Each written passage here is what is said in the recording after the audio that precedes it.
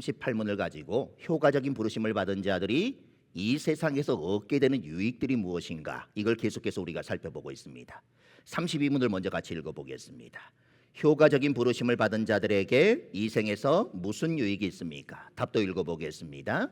효과적인 부르심을 받은 자들은 이 생에서 의롭다 하심과 양자로 삼으심과 거룩하게 하심을 얻고, 또 이 생에서 이것과 더불어 받는 여러 가지 유익과 또는 거기서 나오는 여러 가지 유익을 받게 되는 것입니다. 32문은 크게 세 가지의 유익을 우리에게 말해주고 있습니다. 33문부터 35문에서는 이렇게 예수님과 연합된 우리가 금생에서 얻는 유익을 세 가지에 나누어 우리가 쭉 살펴보았습니다. 그 첫 번째가 뭐였습니까? 의롭다 하심을 얻는다, 칭의라, 이렇게 말씀을 드렸고, 두 번째가 양자로 삼으심, 양자됨의 은혜라, 이렇게 말씀을 드렸고, 세 번째가 점점 거룩하게 되어지는 것, 성화의 은혜라, 이렇게 말씀을 드렸습니다. 첫 번째가 의롭다 하심입니다. 하나님께서 그리스도의 완전한 순종으로 인해 죄인인 우리에게 죄 없다고 선언해 주신 것, 의롭다고 여겨 우리를 받아주신 것, 이것이 바로 의롭다 하심입니다. 두 번째로 양자로 삼으심입니다. 의롭다고 여겨 받아주실 뿐만 아니라 그리스도 안에서 우리를 하나님의 자녀로 삼아주셨습니다. 그리하여 우리는 하나님과 교제할 권리를 얻게 되었고, 하나님의 보호와 돌보심을 받을 그런 권리를 얻게 되었고, 하나님께 징계를 받을 그런 권리도 받게 되었고, 하나님의 상속자가 되어지는 복을 얻게 되어진 것입니다. 마지막 세 번째 유익은 거룩하게 하심입니다. 하나님께서는 이 땅에서 우리로 하여금 점점 그리스도를 닮아가게 해주십니다. 죄에 대하여서는 점점 죽게 해주시고, 의에 대하여서는 점점 살게 만들어 주시는 것입니다. 악하고 부패한 욕심들은 점점 더 약해지게 만들어 주시고, 하나님의 말씀에 순종하는 그 실력은 점점 더 자라게 만들어 주시는 것입니다. 우리를 의롭다 하시고 하나님의 자녀 삼으시고 거룩하게 하시는 것은 정말 놀랍고 큰 은혜인 것입니다. 그런데 사회림답 36문은 이것이 전부가 아니라 여기에 따라오는 혜택들이 있다, 이렇게 말씀하고 있습니다. 우리 36문 같이 한번 읽어보겠습니다. 금생에서 의롭다 하심과 양자로 삼으심과 거룩하게 하심을 따라오거나 거기서 나오는 혜택은 무엇입니까? 답도 읽어보겠습니다. 금생에서 의롭다 하심과 양자로 삼으심과 거룩하게 하심에 따라오거나 거기서 나오는 혜택은 하나님의 사랑을 확신함과 양심의 평안과 성령 안에서 얻는 기쁨과 은혜의 증진과 끝까지 견디는 것입니다. 크게 5가지로 설명을 하고 있습니다. 하나님의 사랑을 확신하게 되는 것, 그리고 양심의 평안을 얻는 것, 성령 안에서 얻게 되어지는 기쁨이 있다는 것, 은혜가 증진된다는 것, 그리고 끝까지 견디는 것, 그것이 바로 거기서 나오는 혜택들이라, 이렇게 36문은 말하고 있습니다. 자, 첫 번째로 믿음으로 의롭다 하심을 받고 하나님의 자녀가 되며 거룩하게 된 신자가 이 땅에서 누리는 가장 큰 혜택이 뭐냐? 하나님의 사랑을 확신하게 되는 것이다, 이렇게 말씀하고 있습니다. 보이지도 않으시는 하나님께서 나를 사랑하고 계심을 우리가 어떻게 확신할 수 있을까? 우리가 하나님의 사랑을 확신할 수 있는 것은 하나님의 사랑이 우리에게 나타나고 표현되었기 때문에 그렇습니다. 요한일서 4장 9절 10절을 읽어보겠습니다. 하나님의 사랑이 우리에게 이렇게 나타난 바 되었으니 하나님이 자기의 독생자를 세상에 보내심은 그로 말미암아 우리를 살리려 하심이라. 사랑은 여기 있으니 우리가 하나님을 사랑한 것이 아니요 하나님이 우리를 사랑하사 우리 죄를 속하기 위하여 화목제물로 그 아들을 보내셨습니다. 하나님께서 하나님의 독생자 그리스도를 세상에 보내시고 우리를 위한 화목제물로 십자가에서 내어주신 그 일, 그것이 바로 우리를 향하신 하나님의 사랑을 잘 보여주고 있다는 것입니다. 특별히 하나님께서 우리를 의롭다 하신 것이 하나님께서 세상에 보내신 우리 주님의 삶과 죽음 때문이라는 것을 생각해 볼 때, 그리고 그 그리스도 안에서 우리를 하나님의 자녀 삼아주신 것을 우리가 생각할 때, 우리는 우리를 향한 하나님의 크신 사랑을 확신하게 되어지는 것입니다. 그리고 그 사랑은 우리로 하여금 더욱 거룩한 삶을 살도록 이끌어가게 되어지고, 거룩한 삶을 살아가다 보면 우리는 점점 하나님의 사랑을 더 확신하게 되어지는 것입니다. 하지만 우리가 살다 보면 우리는 종종 이러한 하나님의 사랑을 느끼지 못하며 살아갈 때가 있습니다. 하나님의 사랑이 의심스럽고 혹시 하나님의 사랑이 그 사랑에서 내가 완전히 끊어져 버린 것은 아닌가, 이런 염려와 두려움 속에 살아갈 때가 있다는 것입니다.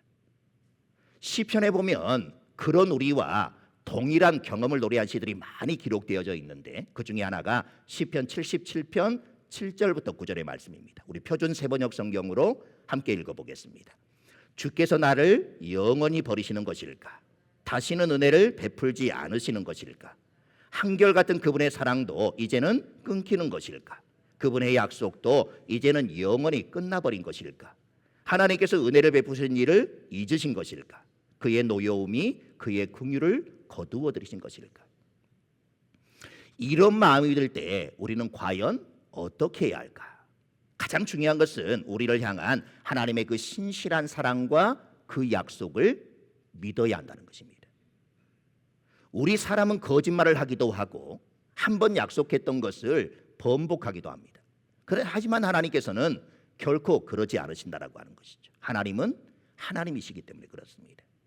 하나님의 사랑은 변덕스럽고 한결같이 못한 사람의 사랑과는 다릅니다. 따라서 우리를 향한 하나님의 신실하신 사랑과 약속을 믿고 하나님의 사랑의 증거들이 나타나기를 날마다 기다리며 기도할 수 있어야 하는 것입니다. 자, 믿음으로 의롭다 하심을 받고 하나님의 자녀가 되며 거룩하게 된 신자가 이 땅에서 누리는 두 번째 혜택은 양심의 평안이라고 하는 것입니다. 여기서 말하는 양심의 평안은 뭐냐? 우리가 하나님의 사랑을 받는 존재라는 지식과 믿음으로부터 생기는 마음의 거룩한 고요함이라, 이렇게 말할 수 있습니다. 불신자들에게 이러한 양심의 평안이 있겠습니까? 불신자들은 진정한 양심의 평안을 가질 수가 없습니다. 물론 그들도 평안을 가진 것처럼 보여질 때가 있습니다. 하지만 그들이 믿고 의지하는 우상들이 무너지고 부서져 버릴 때 그들의 평화도 함께 깨지고 무너져 버리고 마는 것입니다. 그러나 하나님께서 그리스도 안에 있는 우리에게 주시는 양심의 평안은 그런 것과는 다르다고 하는 것이죠. 왜냐하면 우리가 가진 양심의 평안은 하나님과 하나님께서 하신 일의 토대 위에 서 있는 것이기 때문에 그렇습니다. 특별히 소요리 문답은 그것이 하나님께서 우리를 의롭다 하시며 양자로 삼으시고 거룩하게 하시는 것에서 흘러나오는 것이라, 이렇게 말씀을 합니다. 죄인의 양심은 자신의 죄와 죄를 미워하시고 벌하시는 하나님의 의로우심 앞에서 늘 두려워 떨게 되어 있습니다. 이 세상이 주는 육신적인 즐거움과 평안함이 두려워하는 그 양심을 잠시 잠재울 수는 있을지는 모르겠지만 마음 한켠에는 늘 불안과 두려움이 머물러 있는 것입니다. 털어내려고 해도 결코 털어지지가 않습니다. 하지만 예수님을 믿고 그분 안에서 죄 용서함을 받은 의인의 양심에는 참된 평안이 임하게 되는 것입니다. 그리스도께서 나의 모든 죄를 담당하시고 내가 받아야 할 모든 하나님의 진노와 저주의 죽음을 받으셨음을 믿고 확신할 때 우리는 양심의 두려움에서 자유하게 되어지는 것입니다. 그것을 히브리서 10장 22절은 이렇게 말합니다. 읽어보겠습니다. 우리가 마음의 뿌림을 받아 악한 양심으로부터 벗어나고 몸은 맑은 물로 씻음을 받았으니 참 마음과 온전한 믿음으로 하나님께 나아가자.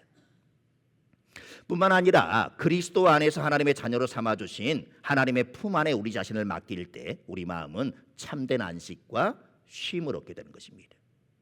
또한 거룩하게 된 우리가 이제는 거짓과 위선을 버리고 늘 진실을 말하며 정직하게 행하기에 우리의 양심은 늘 평안을 얻게 되어지는 것입니다.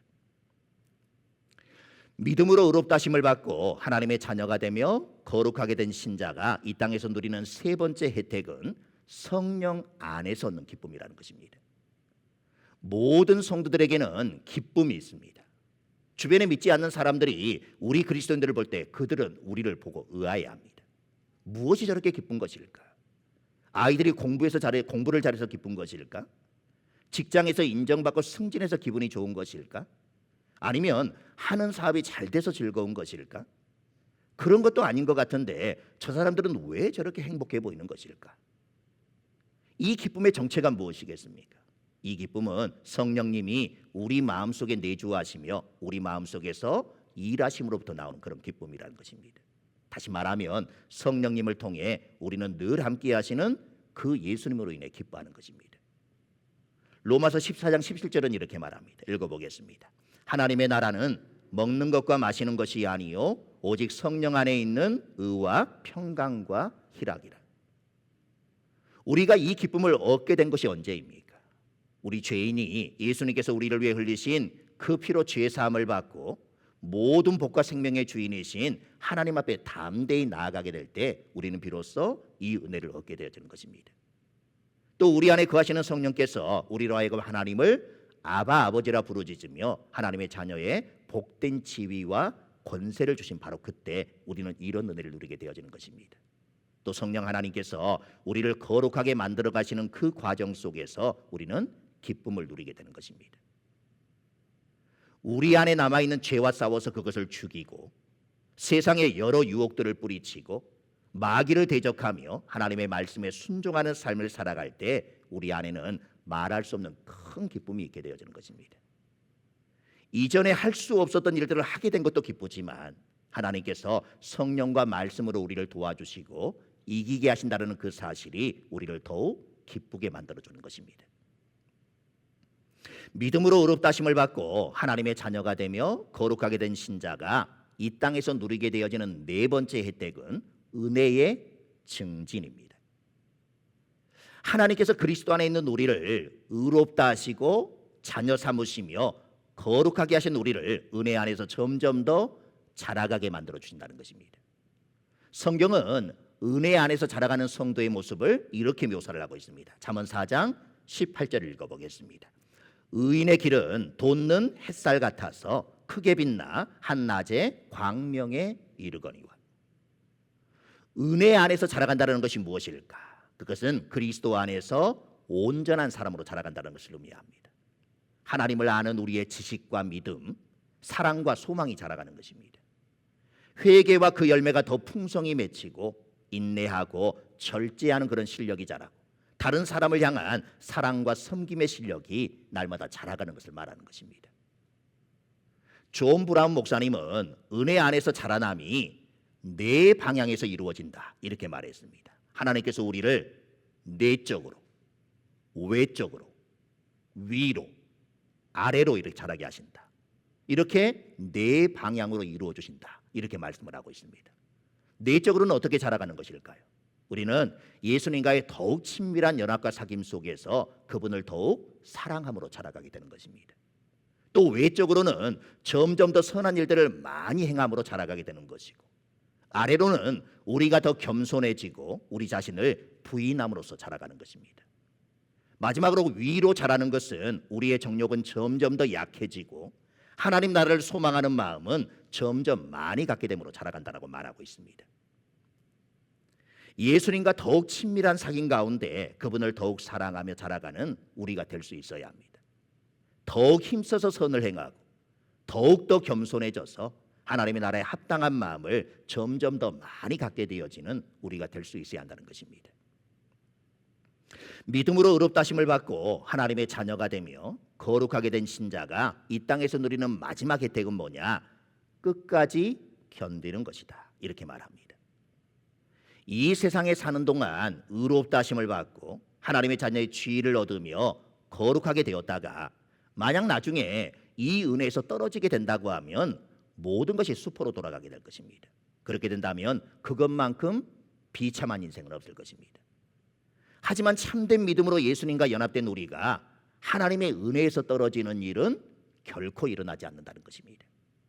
이 말은 우리가 어떤 어려움을 만난다 해도 하나님을 떠나거나 그리스도를 우리의 구주로 믿기를 멈추지 않는다라고 하는 그런 뜻입니다. 우리는 어떻게 그 사실을 확신할 수 있겠습니까? 우리의 의지가 굳세기 때문일까요? 그렇지 않습니다. 우리가 끝까지 견디며 은혜 안에 있을 것을 확신할 수 있는 근거는 우리에게 있는 것이 아니라 우리를 구원하신 삼위일체 하나님께 있는 것입니다. 우리를 향하신 하나님의 영원한 사랑, 우리를 구원하셨다고 하신 하나님의 그 언약, 하나님의 무한하신 능력, 우리를 위해 죽으시고 부활하신 그리스도의 무한한 공로와 영원한 중보, 우리를 그리스도와 연합하게 하시는 성령님의 내주하심이 우리가 하나님의 은혜에서 결코 떨어질 수 없음을 보증하고 있는 것입니다. 우리는 종종 우리가 얻은 하나님의 은혜에서 어느 정도 떨어지는 것을 경험하게 됩니다. 하지만 하나님께서는 우리가 하나님의 은혜에서 완전히 떨어지도록 내버려 두지 않으신다라고 하는 것입니다. 하나님께서는 우리에게 계속해서 은혜를 베푸십니다. 말씀과 기도, 세례와 성찬, 경건한 성도들과의 교제와 같은 것들을 통해 하나님께서는 우리 안에서 은혜를 증신시키시고 뿐만 아니라 우리의 죄를 끊임없이 용서하심으로써 우리를 계속해서 은혜 안에 거하도록 보존해 주시는 것입니다.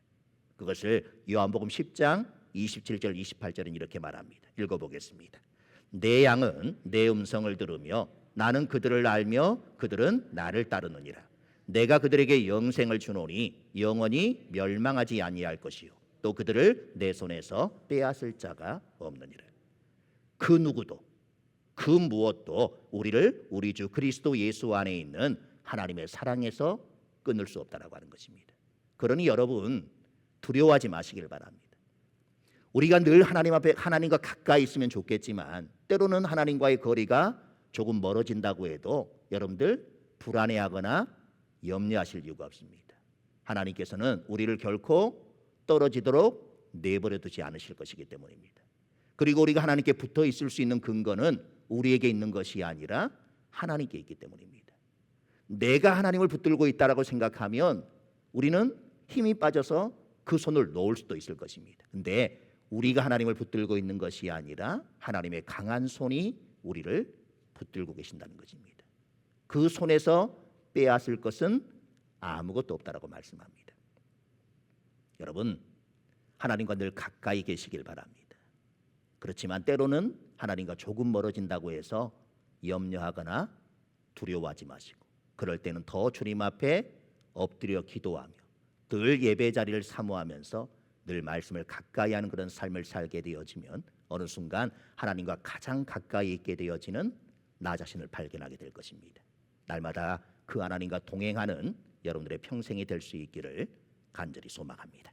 기도하겠습니다. 하나님 구원해 주신 것만 해도 감사한데 이 땅에서 살아갈 수 있는 은혜를 주신 것만도 감사한데 우리로 하여금 하나님의 그 사랑에서 결코 떨어지지 아니하도록 언제나 강한 손으로 우리를 붙들어 주심에 감사합니다.